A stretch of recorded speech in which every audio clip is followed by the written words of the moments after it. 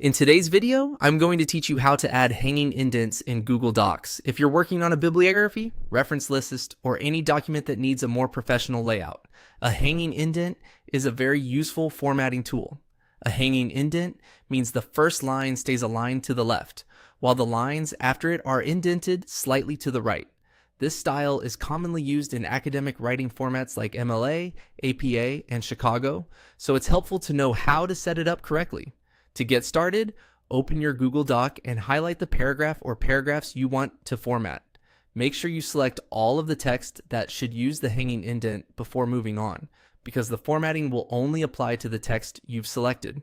If you're formatting multiple citations or references at once, selecting them all now can save time.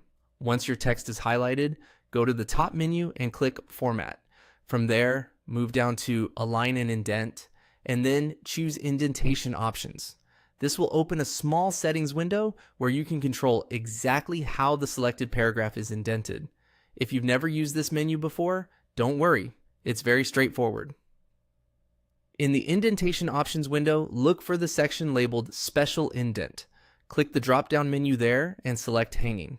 This tells Google Docs that you want the first line to remain in place while the rest of the paragraph shifts inward.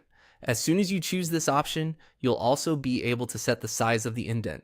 For the indent size, the most common choice is 0.5 inches, and that's usually the standard for citation formatting. If your instructor, editor, or style guide requires something different, you can enter that amount here instead. In most cases though, half an inch is exactly what you'll want. After that, click Apply. Google Docs will immediately update the selected paragraph or paragraphs with the hanging indent format. You should now see the first line flush with the left margin and the remaining lines indented underneath it.